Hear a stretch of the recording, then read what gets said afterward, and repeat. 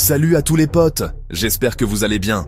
Aujourd'hui, on se retrouve pour une vidéo un peu spéciale, une vidéo qui va vous retourner le cerveau. On va plonger dans l'un des univers les plus incroyables et les plus sombres de ces dernières années, l'attaque des Titans.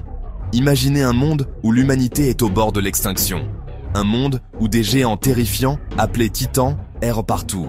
Ces créatures, elles sont immenses, elles n'ont pas l'air très intelligentes, et leur seule obsession, c'est de dévorer les humains. Pas pour se nourrir, non, juste pour le plaisir de tuer. C'est flippant, hein? C'est le quotidien des personnages de cette histoire de dingue. Pour se protéger, les derniers survivants de l'humanité se sont réfugiés derrière des murs gigantesques. 3 murs concentriques, Maria Rose, Sina. Pendant 100 ans, ils ont vécu une paix fragile, une sorte de calme avant une tempête monumentale. Ils ont grandi en pensant que ces murs étaient impénétrables, que rien ne pouvait les atteindre. Les Titans étaient une menace extérieure, un conte pour faire peur aux enfants. Mais tant qu'ils restaient derrière leur forteresse de pierre, tout allait bien. Mais vous vous doutez bien que si je vous raconte ça, c'est que cette paix n'a pas duré. C'est là que toute l'histoire commence, avec un événement qui va tout changer, qui va marquer le début d'une guerre totale pour la survie.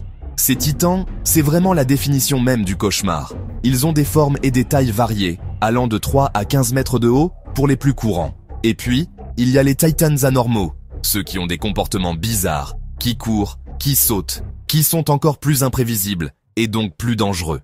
Alors, la grande question, d'où sortent ces titans? Est-ce que ce sont des extraterrestres? Des démons? Le résultat d'une expérience scientifique qui a mal tourné? Pendant une grande partie de l'histoire, on est dans le flou total, comme les personnages. On élabore des théories, on imagine des trucs de fou. La vérité, mes potes, est bien plus humaine et tragique que ça. En fait, les titans, ce sont des humains. Oui, vous avez bien entendu. Chaque titan que vous voyez, chaque monstre sans cervelle qui dévore des gens, était autrefois une personne comme vous et moi. C'est une révélation absolument glaçante qui change toute la perspective de l'œuvre. Il y a environ 2000 ans, une jeune esclave nommée Ymir Fritz est entrée en contact avec une créature mystérieuse, une sorte d'entité organique qu'on appelle la source de toute matière vivante. En fusionnant avec elle, Ymir est devenue la toute première titan, la titan originelle. Elle a acquis un pouvoir absolument démesuré. Après sa mort, son pouvoir a été divisé en 9 titans primordiaux, transmis à travers ses descendants, le peuple d'Eldia. Les autres Eldiens, ceux qui n'héritèrent pas d'un des 9 titans, pouvaient être transformés en titans purs et sans conscience par une simple injection de fluide cérébro-spinal de titans par le pouvoir du titan originel. C'est de là que viennent les hordes de titans qui menacent l'humanité. Le début de la chute des titans, paradoxalement, commence avec leur plus grande victoire depuis 100 ans. C'est un événement que tous les fans connaissent bon par cœur, l'attaque du district de Shiganshina. Tout est calme, c'est une journée normale, quand soudain, un éclair gigantesque frappe l'extérieur du mur Maria. Et là, au-dessus du mur de 50 mètres, apparaît une tête. La tête d'un titan plus grand que tous ceux vus jusqu'à présent. Le titan colossal. D'un seul coup de pied, il pulvérise la porte du district, créant une brèche et laissant entrer des dizaines de titans normaux. C'est la panique, le chaos, un massacre absolu. Les soldats sont impuissants, les civils se font dévorer. C'est un traumatisme fondateur pour Eren, qui voit sa propre mère se faire manger sous ses yeux. Juste après ça, alors que la situation est déjà catastrophique, un autre titan spécial apparaît, le titan cuirassé. Il fonce comme un bélier indestructible et défonce la porte intérieure du mur Maria. C'est la fin. Le territoire de l'humanité est réduit d'un tiers. Les survivants doivent se replier en catastrophe derrière le mur rose, créant une crise de réfugiés et une famine sans précédent. Cet événement, c'est le point de départ de tout. C'est ce qui pousse Eren à s'engager dans le bataillon d'exploration, avec une haine viscérale des titans et la promesse de tous les exterminer jusqu'au dernier. Il ne le sait pas encore, mais les responsables de cette attaque ne sont pas juste des monstres, mais des ennemis avec un plan bien précis. C'est là que toute l'histoire commence, avec un événement qui va tout changer, qui va marquer le début d'une guerre totale pour la survie. Après l'hécatombe de Shiganshina, les quelques survivants du bataillon d'exploration, menés par Eren et Levi, descendent enfin dans ce fameux sous-sol. L'ambiance est lourde, tendue. Qu'est-ce qu'ils vont trouver? La clé pour éliminer tous les titans? La réalité est bien plus simple et bien plus choquante. Et dans un tiroir, 3 livres. Livre 1, il tire le premier livre. Livre 2, puis le second. Livre 3 et le troisième. Des journaux intimes, écrits par Grisha Yeager, le père d'Eren. En ouvrant ces livres, il ne découvre pas seulement la vérité sur les titans, mais sur le monde entier. C'est un moment de bascule totale, un plot twist monumental qui change absolument tout. Page après page, il découvre que l'humanité n'a pas disparu. Pas du tout.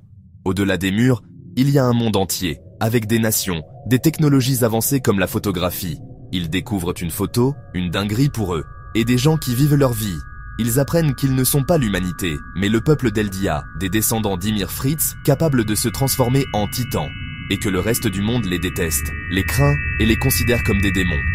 Ils comprennent qu'ils ne sont pas dans une cage pour se protéger des titans, mais dans un ghetto, une prison pour les empêcher de nuire au reste du monde. C'est une claque monumentale pour eux. Maintenant qu'ils connaissent la vérité, le monde extérieur ne va pas tarder à lancer une offensive massive pour les anéantir une bonne fois pour toutes. Face à la menace imminente d'une coalition mondiale prête à envahir l'île du paradis et à exterminer tous les Eldiens, Eren Jaeger se retrouve face à un dilemme impossible. Les tentatives de diplomatie échouent les unes après les autres. Le monde reste inflexible, les démons de l'île doivent disparaître. Eren, qui a maintenant hérité du titan assaillant, du titan marteau d'armes et surtout du titan originel, a accès à un pouvoir terrifiant. Grâce au titan originel, il peut contrôler tous les titans, y compris les millions de titans colossaux qui sont endormis à l'intérieur des 3 murs de l'île. C'est, l'arme de dissuasion ultime créée par le roi Fritz. Et Eren va décider de l'utiliser. Son plan est aussi simple que monstrueux, déclencher le grand terrassement, c'est-à-dire réveiller tous les titans des murs et les envoyer piétiner la surface de la terre, anéantissant toute vie en dehors de l'île du paradis. Pour Eren, c'est la seule solution pour garantir la survie de ses amis et de son peuple. C'est un choix radical, génocidaire, qui le transforme de héros en antagoniste principal de l'histoire. Il est persuadé qu'il n'y a pas d'autre issue. Le cycle de la haine, qui a commencé il y a 2000 ans, ne peut être brisé que par une destruction totale. Il veut créer un monde nouveau, une page blanche, pour que ses amis puissent vivre libres, sans être menacés. Face à l'horreur du grand terrassement, les anciens amis d'Eren sont confrontés à un choix déchirant. Doivent-ils le laisser faire, assurant ainsi leur propre survie au prix de milliards de vies innocentes, ou doivent-ils tenter d'arrêter leur ami et risquer la destruction de leur propre peuple? C'est une question morale terrible. Mais pour Mikasa, Armin, Jean, Connie, Levi, Ange, la réponse est claire. Un génocide n'est jamais une solution. Ils ne peuvent pas rester les bras croisés pendant qu'Eren détruit le monde. Ils décident de l'arrêter, même si cela signifie devoir le tuer. Leur décision les met en conflit direct avec les pro-Jaeger, des nationalistes fanatiques.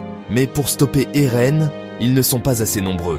Ils ont besoin d'aide, et c'est là que se forme l'alliance la plus improbable.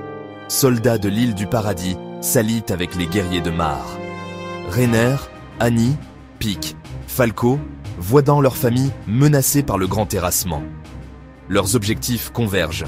Arrêter Eren pour sauver l'humanité. La méfiance est immense. Ils se sont entretués pendant des années. C'est un moment de vérité.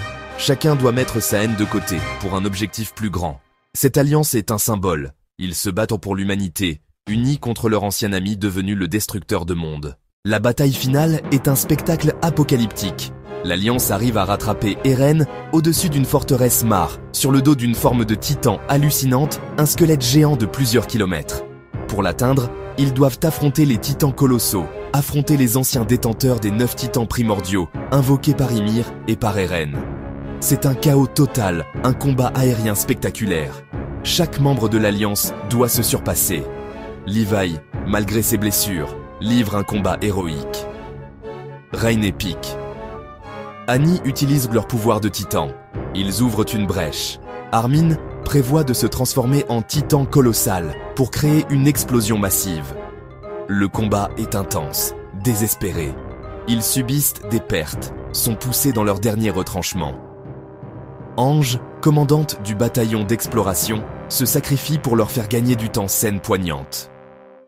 Au cœur de la bataille, Mikasa Armin, meilleur ami d'Eren, tente de le raisonner et entre en contact avec lui dans les chemins. Pendant ce temps, Mikasa, guidée par son lien avec Eren, comprend ce qu'elle doit faire. Avec la mort d'Eren, le pouvoir des titans s'effondre. La malédiction des titans, 2 millénaires, a disparu. La chute des titans est complète. Et c'est là, mes potes, qu'on arrive à la vérité ultime. Le truc que beaucoup de gens n'ont pas forcément capté du premier coup. Pourquoi Eren, qui pouvait voir le futur grâce aux titans assaillants, A-t-il choisi ce chemin de destruction s'il savait qu'il allait être arrêté? La réponse? Un plan d'une complexité et d'une cruauté psychologique folle. Le véritable objectif d'Eren n'a jamais été de détruire le monde entier. Son but était bien plus tordu et tragique. Il a tout orchestré, chaque étape, pour atteindre un résultat précis. Son plan, se positionner comme l'ennemi absolu de l'humanité.